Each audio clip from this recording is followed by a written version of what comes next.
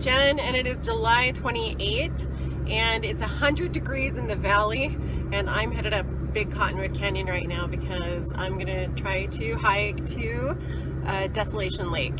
So I'm on my way up there right now. I'm about halfway up the canyon, and but I'm really sleepy, but I'm fueling up on gummy bears right now, so I think that should get me through. And anyway,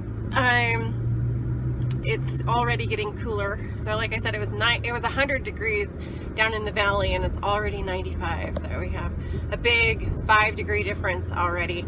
But typically when you get to the top of the canyon, it's about 10 degrees cooler than it is in the valley.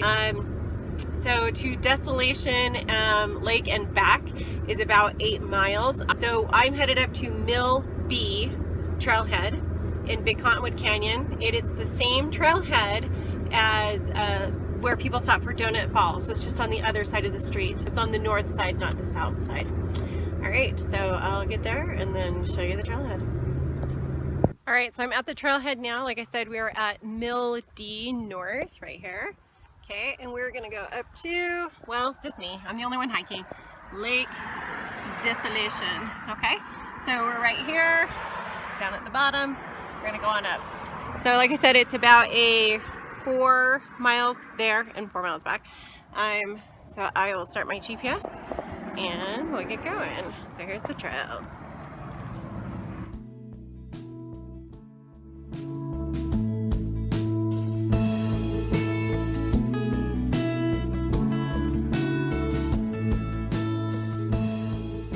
So far it's mostly shaded. It's about 5 o'clock in the afternoon and it's really comfortable.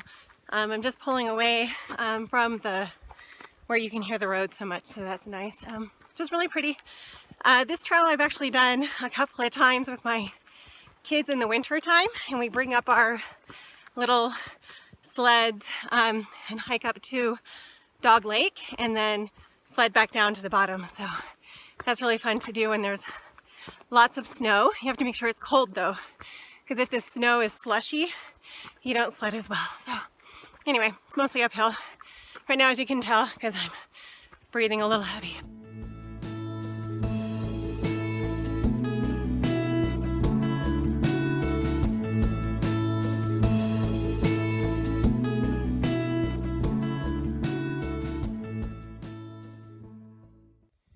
I'm at 1 mile up the trail, and you can see there are still some wildflowers blooming at this elevation.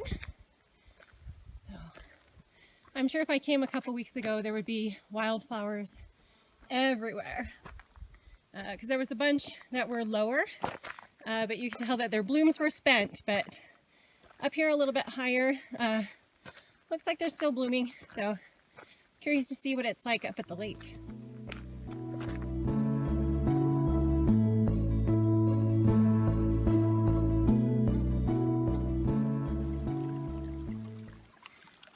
This is at 1.25 miles on the trail. So just really pretty little area where you can see the stream. You can hear it before you can see it. So this comes right up next to the trail. So as far as wildlife goes, I've seen a lot of squirrels so far, but that's about it. I know that moose are in this area, and one of my coworkers said he was up here the other day and a group of hikers were coming down the other way and said that there was a bear. So hopefully I don't see a bear here.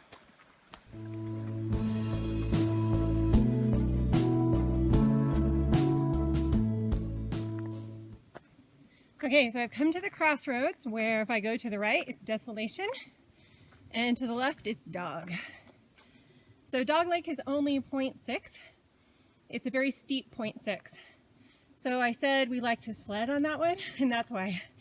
Because from here up to Dog Lake is nice and steep, so you can sled from the lake back down to this sign. So Desolation Lake is 1.9 more miles, and says I've gone 1.8. So yeah, so pretty close to 4 miles to get up there. So I better get going.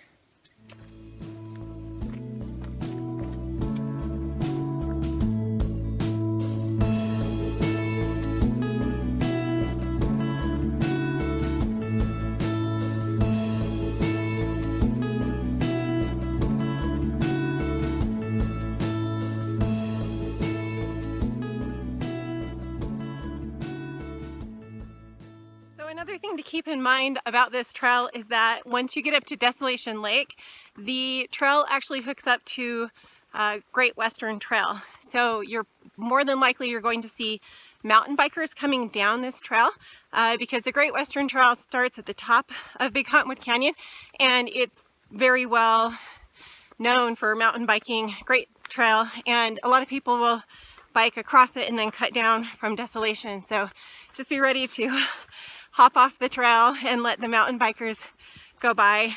Just be aware and be ready to move if you hear and see them.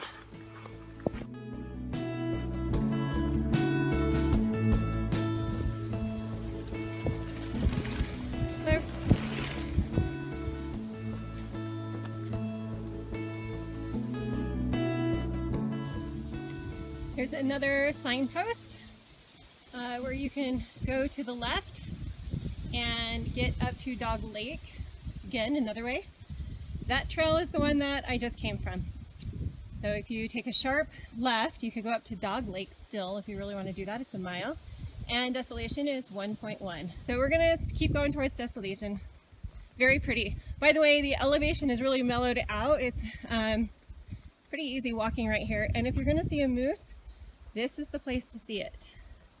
Lots of meadow and willows, and you can tell there are some wet areas that are no longer wet. They've dried up, but this would be a good spot to watch for wildlife. Okay, so I say watch for wildlife, and then I about had a heart attack because a little way up the trail from when I said that, a deer like jumped out of the bushes and went bounding down the hill in front of me. My heart about leapt out of my chest, so scared me to death. So yeah, wildlife in the area.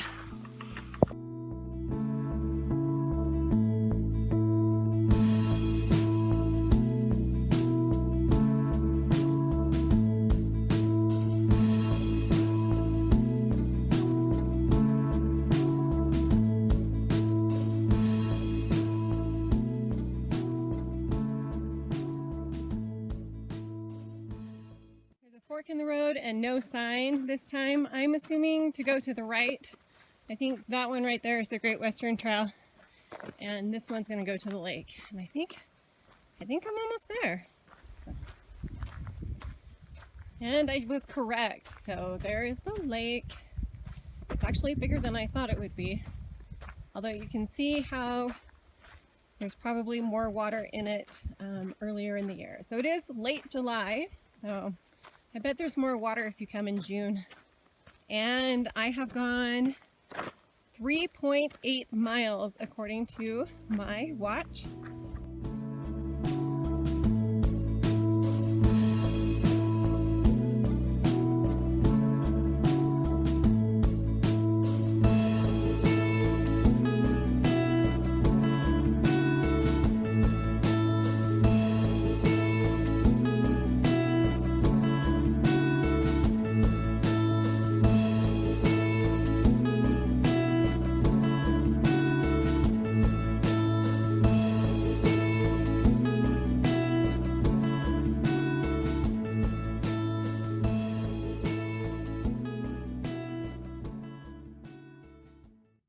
So it's really pretty up here. I can hear voices in the distance, so there's other bikers or hikers on the trail. You can see the moose behind me. He's just kind of keeping an eye on me, and I'm not going to go any closer, but he's a really big moose. He doesn't look very big from here, but he's really a big guy. And so I'm just going to keep my distance and head back down pretty soon. It took me about an hour and a half to get up here. And like I said, it was 3.8 miles. Not too bad, some decent elevation gain, but totally worth it. Beautiful trail, lovely lake behind me, and so the destination is really nice. So this is for sure one to do again. So thanks for joining. Make sure you subscribe and let me know what you think. Make sure you leave me some comments and like my video. Thanks a lot. See you next time.